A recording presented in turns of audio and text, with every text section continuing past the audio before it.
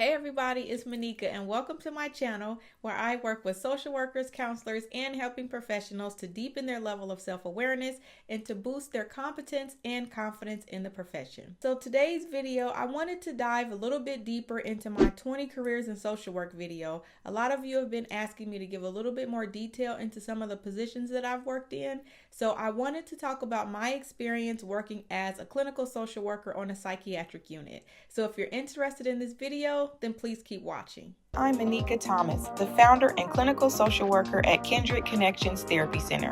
I've been a social worker for over 12 years. I decided to do an entire YouTube channel on my journey from cubicle working social worker to successful entrepreneur. Welcome to my channel.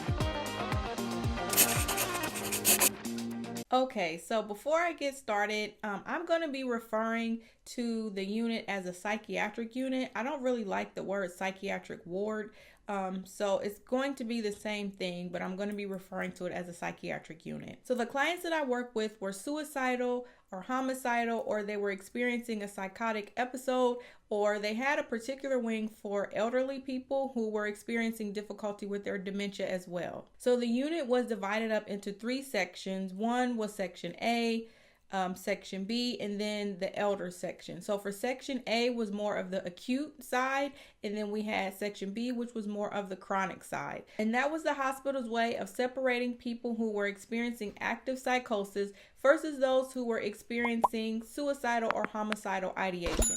Now, it wasn't just suicidal ideation. On the acute side, there were actual people on that unit who had actually experienced a suicide attempt, but it was unsuccessful. So that was a huge learning experience for me because I never worked so closely with people who had actually attempted to take their own life, but just weren't successful in doing so. So working on the unit requires you to have a high level of compassion for the people who are there. It requires you to remove yourself and your own judgment from what the people are experiencing and really being able to be there to work with the psychiatrist to help them get the treatment that they need. So it was my responsibility to work on all 3 of those sides, and I would come in and I would do the assessment with the client. So when they first were admitted to the hospital, I would do a short-term assessment and then I would do a long-term assessment. And some of those people who came to the unit had been there previously. And then the ones who hadn't been there previously, they had a pretty new history. So it was my responsibility to try to go in and establish a rapport and a relationship so that they would answer the questions of my assessment.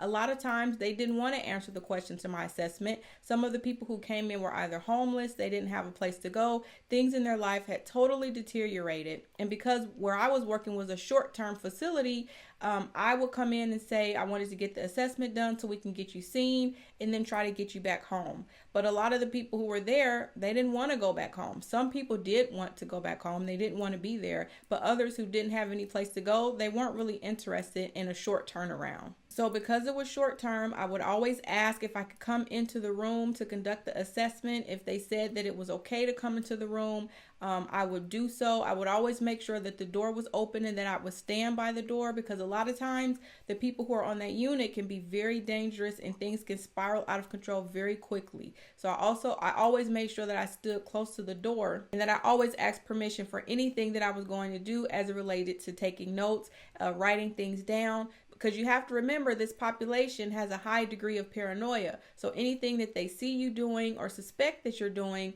it can cause things to spiral out of control very quickly. So I always asked for permission before I wrote down anything or before I did anything with the client. So when I would take my notes, I would just get a brief overview of what brought them there, what they were experiencing, how many attempts had they had previously, did they have family support, what was their plan after discharge, and also if they were interested in participating in the groups. It wasn't an option for them to participate in the groups. They had to participate if they were on the unit, but I just wanted to gauge how willing they would be to participate in the groups. And I always made sure that I told them at least 10 or 20 minutes in advance of the group, because a lot of them would stay in their room. The lights would be off, and when I came in, I never turned the lights on. I would just have the door open and I would keep the lights off. But that really depended on the situation. I would try to get a gauge of how volatile the client was. Oftentimes they would just be lying in the bed in the dark with a pillow over their head or with a blanket over their head, talking very low to where I couldn't hear. So I had to get close enough to where I could get the answers to my assessment, but I didn't press too hard. because I was very careful not to irritate or agitate them when I was doing my assessment. So once I was able to get a general idea of what brought them to the psychiatric unit, I was also responsible for having interdisciplinary team meetings with the nurse, the activity coordinator, and the psychiatrist. So it was our responsibility to meet together to come up with the best plan of care for the client and then to decide when they would be discharged. So I was responsible for preparing all the documentation for the discharge.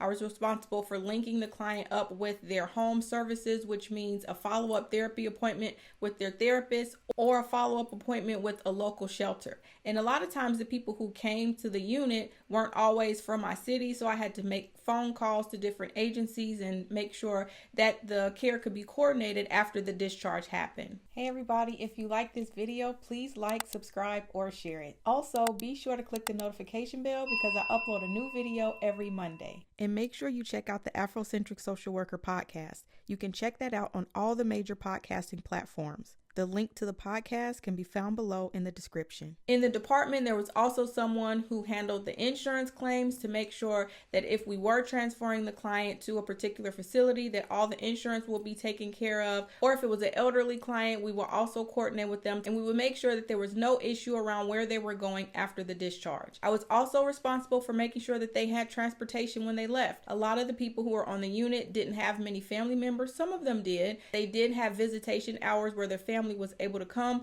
but for those of them who didn't have any family, I was responsible for calling the taxi company who would come to pick them up and then take them to their designated location. So when the clients came on the unit, there were 3 ways that they could have gotten there. One is if they checked themselves through crisis care. So if they were having any suicidal ideation or any psychotic thoughts, they could check themselves in on their own. Or if they were out in the community and a police officer saw them or someone in the community saw them acting erratic or damaging property or doing something that was suspicious, oftentimes the police will be called and the police will be able to pink slip them into the hospital. And that is oftentimes when they were there against their will. Another way that they would end up in the unit is if they were in a therapy session or if it was a recommendation from a therapist or a psychiatrist where they indicated suicidal ideation and the police were called or they were asked to check themselves into the hospital. So a few of the things that you can expect when you're on a psychiatric unit, it is oftentimes a very quiet unit. On the acute side, but on the chronic side, you can obviously hear people talking to themselves. You can hear people banging things. You can hear people screaming and yelling. And if the client gets too out of control, then you'll sometimes see police officers or security and a group of nurses who will go in to restrain the client. I was never responsible for going in to restrain a client. That was always left up to the nurses, but I was trained in restraint. I never had anyone hit me. I never had anyone call me any names. I always tried to treat everyone on the unit with dignity and respect, even when they were actively psychotic. And if that was the case, if they were telling stories that were completely outlandish, saying that Santa Claus came to visit them, or that the mafia was following them, or could I see things crawling in their room? Again, I didn't have any judgment toward them whatsoever. I would just simply listen to their story, allow them to talk for the time that we were together, and then I would proceed to do the rest of my work. Now, there were glass windows that separated the staff from the clients, and then everything in the facility was locked. So every time you went from one door to the next, even if it was 2 feet apart, you had to use your key to unlock the door. One of the best experiences that I had working on the unit was facilitating the groups. And I talked about facilitating groups in a previous video where I was talking about being an adjunct faculty member and the experiences that I had before I started that. Working on the psychiatric unit, I think, was an experience that I had before I applied to be an adjunct faculty member. So that was definitely an experience that worked in my favor when I applied to teach at the local university. So my role was different from the activities coordinator. The activities coordinator would coordinate their games, would coordinate the movies that they wanted to watch, any arts and crafts that they wanted to do. We had to be careful about the arts and crafts on the chronic side. They didn't do as many arts and crafts on the chronic side as they did on the acute side, but they were still able to participate in activities. I facilitated groups on both sides. Obviously, the chronic side was much more difficult to facilitate the group, and the groups lasted a shorter amount of time because a lot of people on that unit were talking to themselves. They were having conversations amongst each other, or they would disrupt the group because of some type of paranoia that they were experiencing. A lot of times if I did a writing activity, they weren't able to write, sometimes because of the medication that they were under. So as long as I went to the side, I talked with the patients there. I gave them some coping skills, some things to help them manage throughout the time that they were there. Sometimes that was just about all that I could do on that unit. Now, on the acute side, we were able to have some really in-depth conversations. And a lot of times with those conversations, what you find is a lot of people, 90% of the people who are on that unit have experienced some type of trauma. They experienced some type of loss of a loved one. They have experienced the loss of their dignity, their job, their self-respect, their family. They don't have much family. They've been abandoned. So it was always some sort of trauma that stemmed back to the reason why they were there. So we talked about everything from societal standards to coping skills, alcoholism, keeping yourself safe sexually. We would watch videos. We would have some very candid conversations about how they ended up there. We would do some CBT work and talk about thought distortions. And I had a lot of people on the unit tell me that the groups that I facilitated there were some of the best groups that they participated in, because I really made sure that I put thought and effort into what I wanted to cover, and I would use the information from the assessment to determine what I wanted to cover in the group. I would also leave room and space for them to talk about their skills and their talents and their abilities. Just because they were having suicidal thoughts didn't mean that I didn't have painters in the room, that I didn't have singers and artists in the room. So I would leave space for them to share any of that with the group that they wanted to. And I find that a lot of them really appreciated that. So one of the biggest things that I learned was to always respect the dignity and the humanity of people, and never assume that just because someone is in a bad spot doesn't mean that they don't have the skills to advocate for themselves. They were some of the strongest self-advocates that I've ever worked with in a lot of my professions. And when I saw them advocating for themselves, it always made me want to advocate more when I went into the multidisciplinary team meetings. So although I never had the last word on when a client would be discharged, I always made sure that I did my due diligence to make sure that everything was set up when the discharge actually did happen. And oftentimes they didn't feel prepared to leave. They weren't ready to leave and they didn't want to leave. And sometimes those would be the people who would come back the next week or the week after. And again, with that, there's still no judgment, no expectation around what they should and should not be doing. You still work with them just like you would with any other client and with any other patient. And of course, working in a hospital, you obviously have to deal with hospital politics. So that's also something that you have to contend with.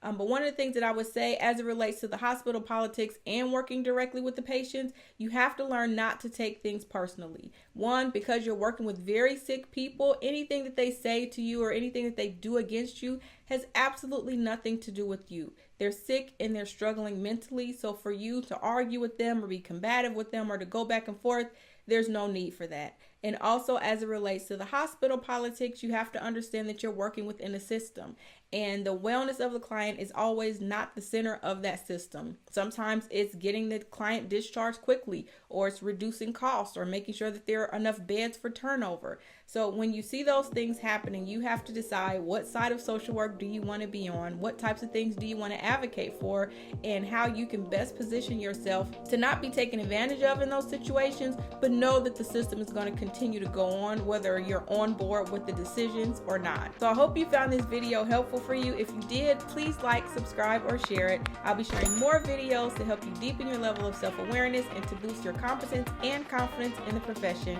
Thank you all so much for watching, and as always, be well.